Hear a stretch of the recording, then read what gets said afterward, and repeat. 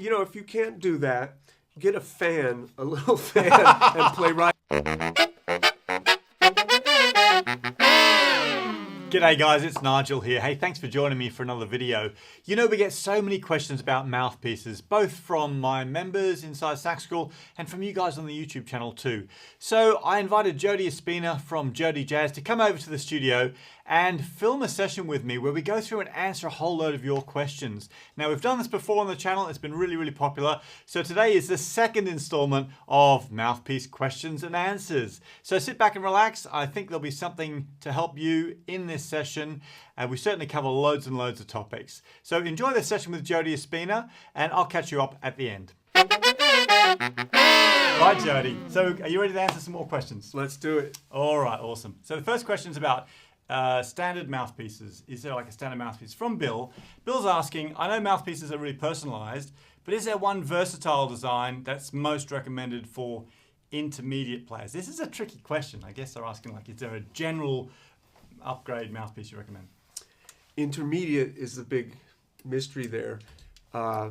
Is he saying, is this like the first mouthpiece you go to from a student mouthpiece or something, or you've still been playing a while?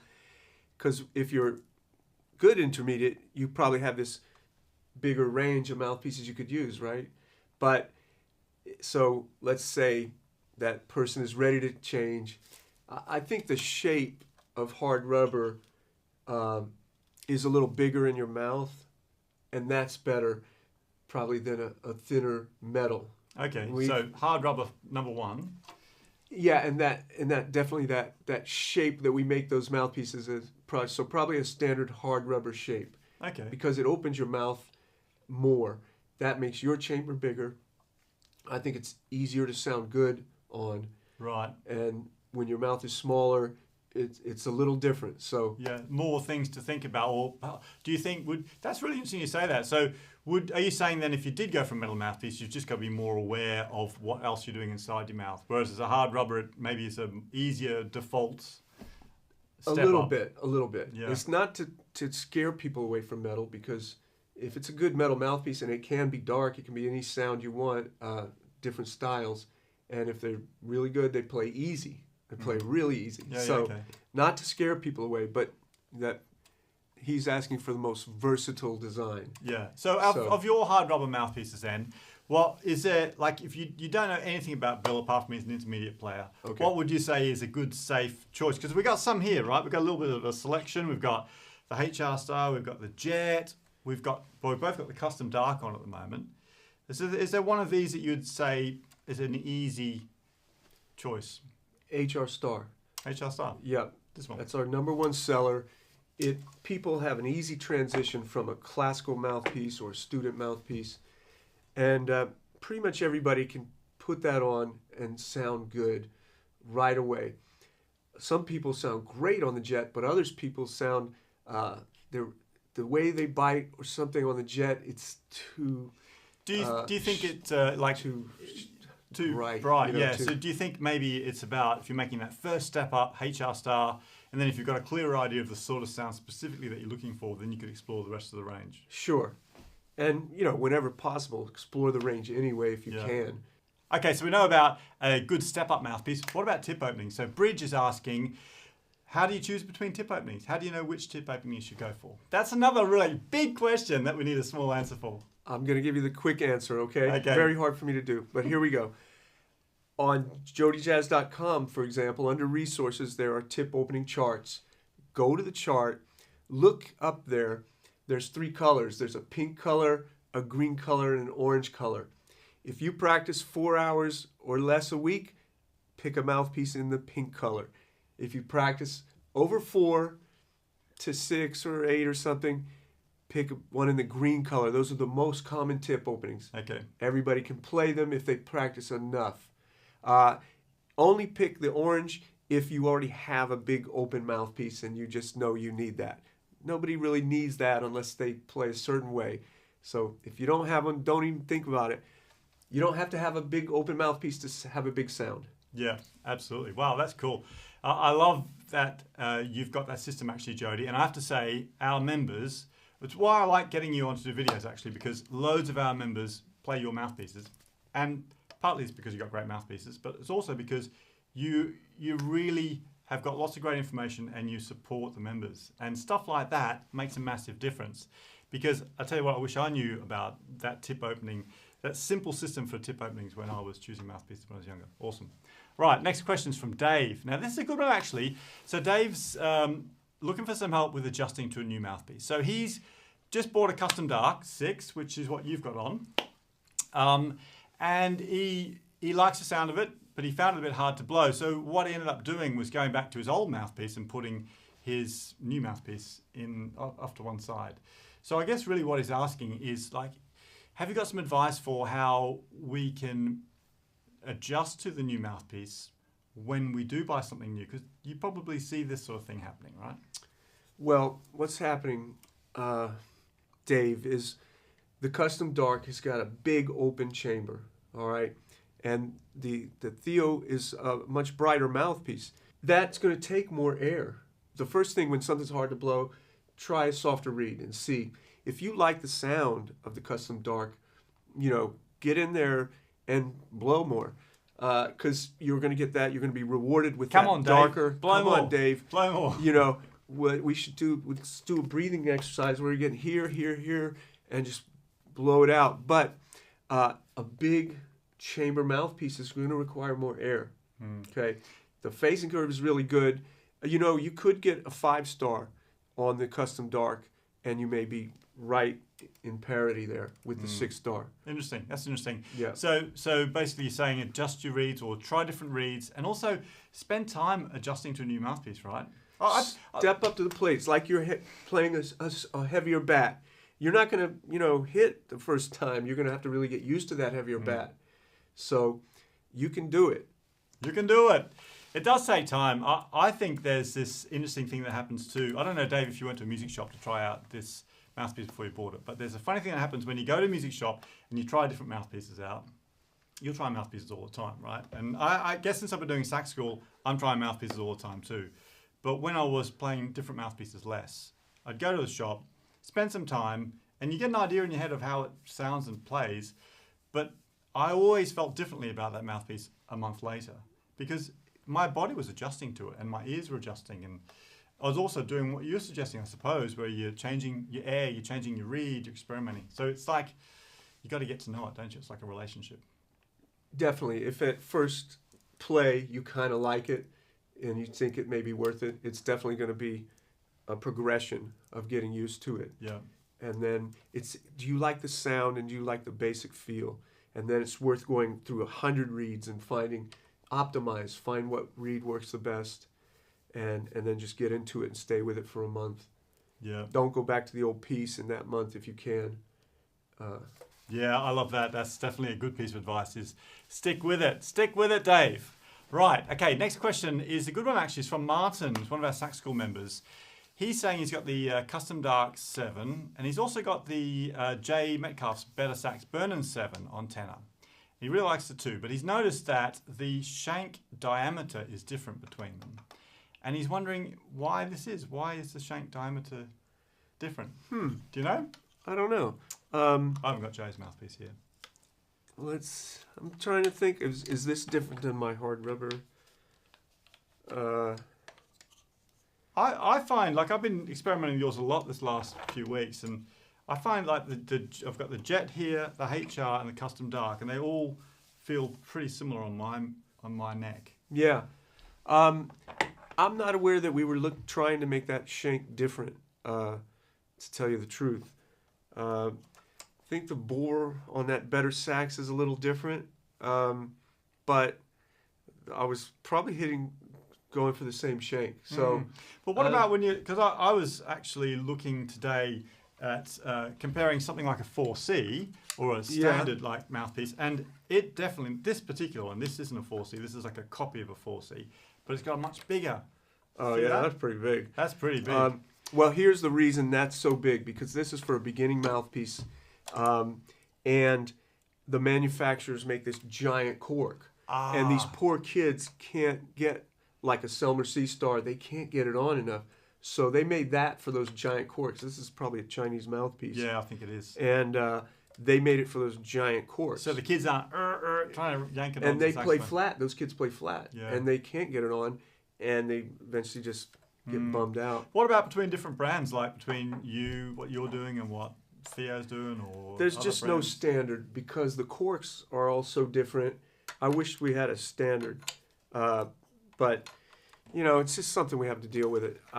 You put paper or tape and you're cool, It's just the way it is. So the next question, I've got two different versions from two different people, but asking kind of the same thing. So Zabel and Jeff. Zabel is asking if there is a mouthpiece that's better for flutter tongue, because she's working on that Comanche from Pulp Fiction at the moment. And Jeff's been really struggling to get a growl sound, and he wants to know how to achieve the holy growl. Is there a mouthpiece that makes those sort of effects easier? No. Sorry, No. Isabel. Sorry, Jeff. What'd you say? Yeah. Oh, if you can't do that, Yeah. if you can't do that, get a little fan, and play right. What about, I was thinking about this though, what about a smaller sized mouthpiece, like a smaller tip opening? Does that make it easier? I don't think so. And the growl, you got to just growl, right? Yeah. I think you could do it on any mouthpiece. Yeah. Okay. So there you go. So it's not the mouthpiece, Isabel. It's not the mouthpiece, Jeff. It's all about what you're doing inside your mouth. And there's some things in Sax School that'll help you with that too, because we do have lessons on growling and flutter tongue. Let me change my answer. Any Jody Jazz mouthpiece is the best mouthpiece for flutter tongue and growl. Perfect. Okay, so the next question. Now, I don't know. I'm curious to know what you're going to say about this, actually. Janelle is asking about the DV Chicago. What's it designed for, and why is it not featured as much as the others in the lineup? And is there an alto version of the DV Chicago? Okay, a lot of questions there. I made the DV for people who play live and need a bright sound but want a fuller sound. This has been a huge success for us. Some of my friends in Boston and New York said, I like it a lot, but it's too bright. So I made the DV New York, very dark, beautiful mouthpiece, classic. Plays so easy, real dark. And then some people say, this was too bright, this was too dark. So I said, okay. And I make something in between. And I was going to make a rounded chamber and these grooves that we had in the machining at first. And then those played so good. They take the air. So it's in between. It's still husky, big Dexter Gordon sound, but with a pretty strong brightness, just not as bright as the DV. So that's the DV Chicago. DV Chicago's kind of in the middle, but closer to the DV. Now, why we don't feature it as much, it's hard to feature everything. I mean, and it's more expensive to make. It's $650 and $595 is the DV as this airing. I don't know. Probably should feature it more. Why is there no alto? Well, most alto players don't want to play metal. Not so many of them, I don't like metal, because they only tried really nasty, bright metal mouthpieces. But when I force the DV into their hands, they're blown away, and that's wow. And the DV is a very popular seller. It sells almost as much as the HR Star. Is that right? Wow. Yeah. Wow. And I didn't think there was a need for another metal mouthpiece because we have the DV&Y, we have the Super Jet. Okay. And I have a runway of stuff to make. I would make it if I had the time. I just have all this other new stuff. I think what you're missing. So the Sax School headquarters is in Denby Dale. I think you're missing the DV Denby Dale in your lineup. The what? That's your one. A Denby Dale version. My version of the DV. That's what you need. Okay. All right, next question is from Samsa. And she's asking, this is a good question actually, asking about volume. As a total newbie, living in an apartment building, I'm wondering, is there any difference in the loudness of different mouthpieces? So a lot of mouthpieces are advertised as loud, but none as quiet. This mouthpiece is advertised as quiet. The bigger inside, the more open the chamber is, the quieter it's going to be. So and this happened in the pandemic. Everybody wanted a darker mouthpiece because they were playing in their apartment or their house and they were driving their family nuts. So And it's beautiful to have a beautiful, quiet.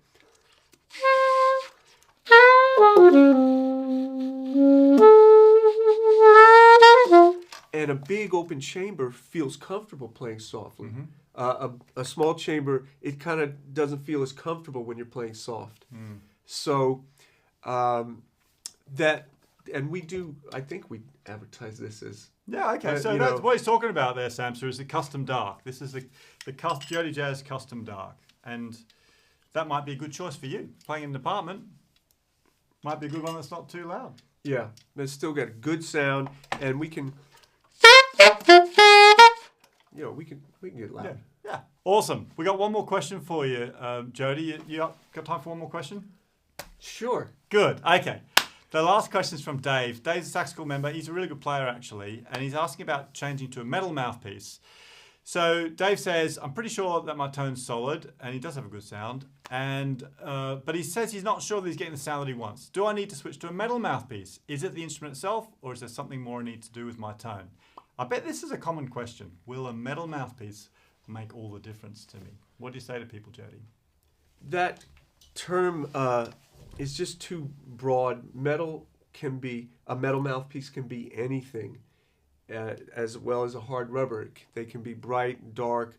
So it really isn't the material, I don't think. When you're asking these questions, it would be good if I could hear you, or you could hear them, and then ask them, who do they want to sound like? Get your tone goal, let us know what your tone goal is. And then we can say, and what mouthpiece you're playing and what reed. Okay, so Dave, make sure you're experimenting with reeds a lot and getting closer to the tone you want. And then reach out to us or Nigel and figure out where you want to go. And then, mouthpiece-wise, maybe it could be a metal mouthpiece. If you want to sound like Michael Brecker and you're playing on a real hard rubber mouthpiece, you probably don't have the right piece. We can get you much closer.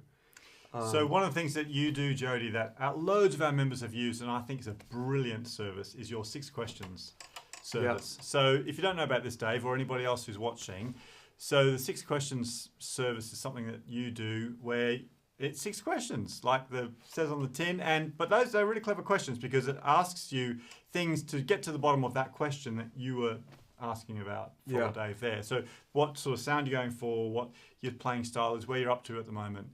And my members have found that that's really helped them with making good choices. So maybe, Dave, you should go check that out. If you're watching this and you think that might be good for you, I'll put a link down below where you can go check that out too. Can I give Dave one more suggestion?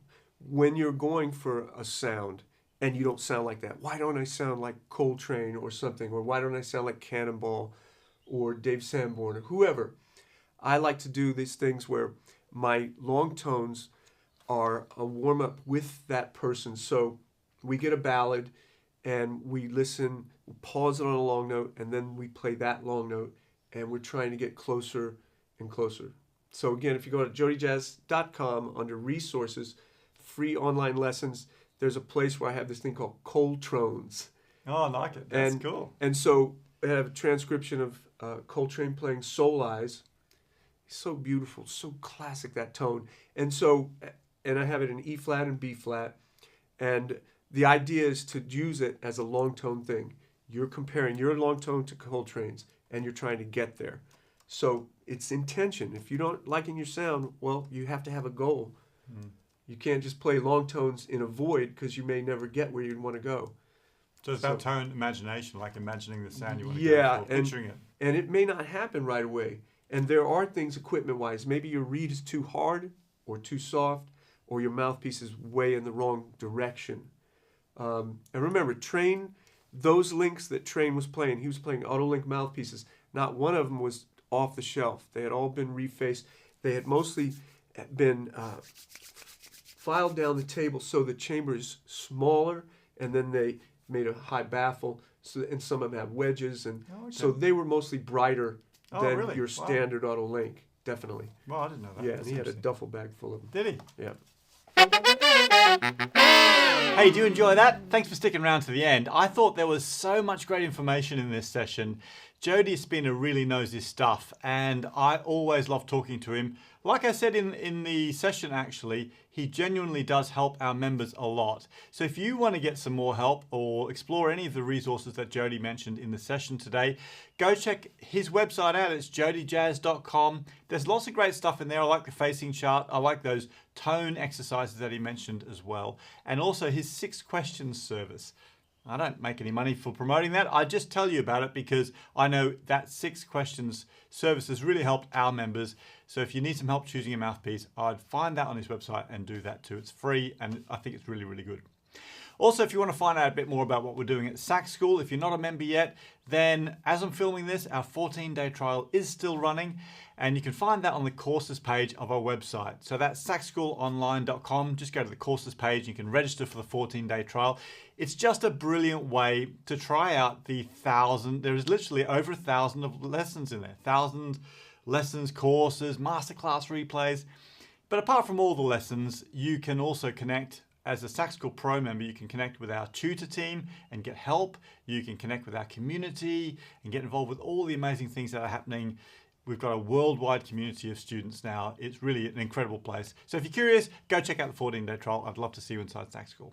Most importantly though, keep practicing hard, having lots of fun on your saxophone, and I'll catch you on the next session.